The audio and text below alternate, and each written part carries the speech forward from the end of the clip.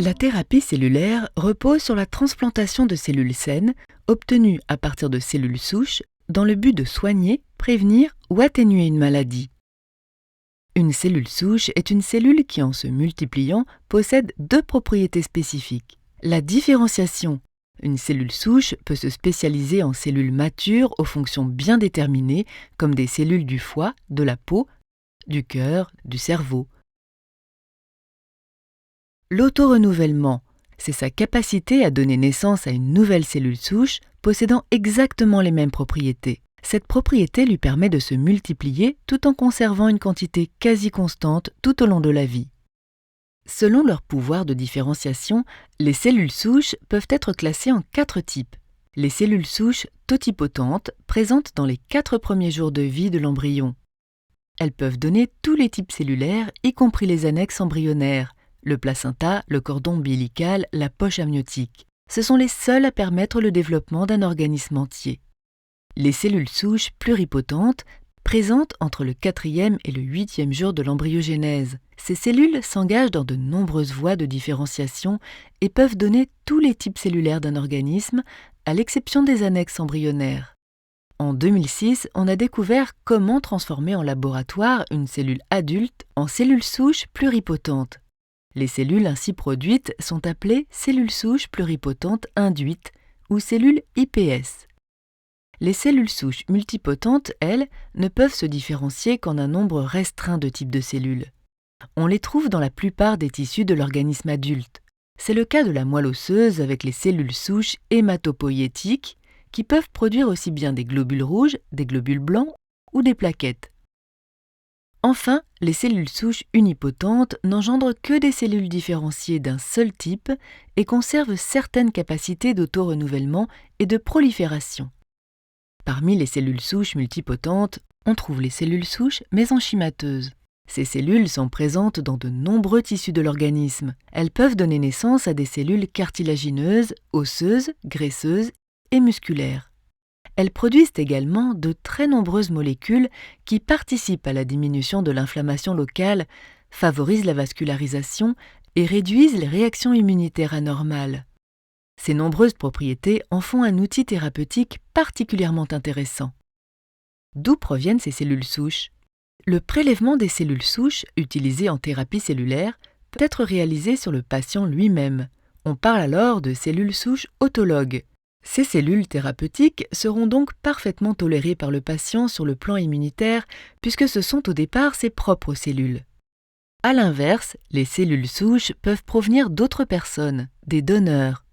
On parle alors de cellules souches allogéniques. Ces cellules thérapeutiques peuvent être stockées dans des banques de cellules et prêtes à l'emploi.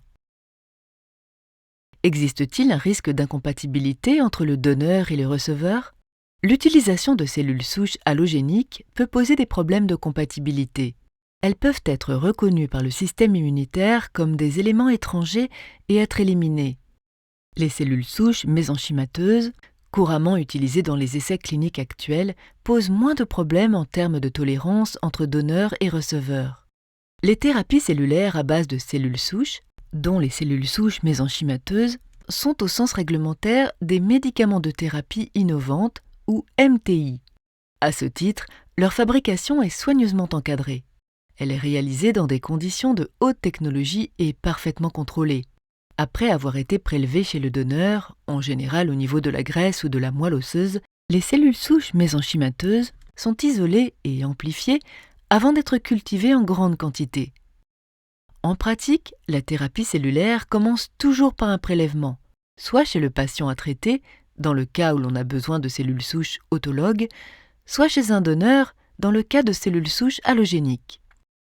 Prenons un premier exemple, une greffe autologue de peau chez un grand brûlé.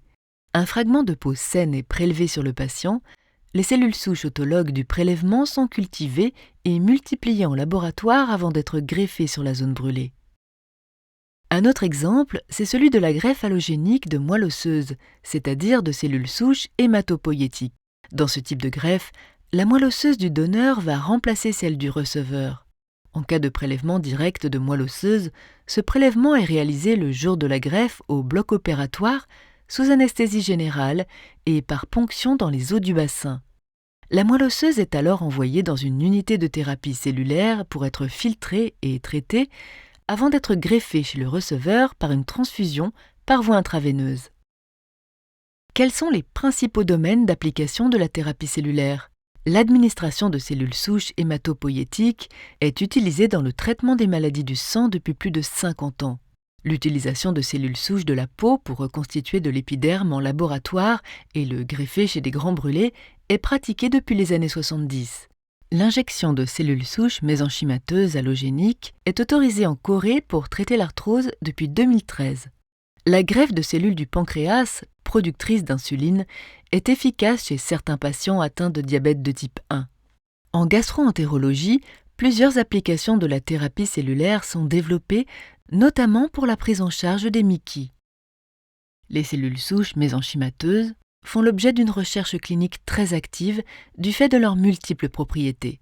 Elles sont assez faciles à isoler, peuvent être produites en grande quantité, produisent de nombreuses molécules aux effets bénéfiques, diminuent les réactions immunitaires et peuvent se différencier dans différents types cellulaires.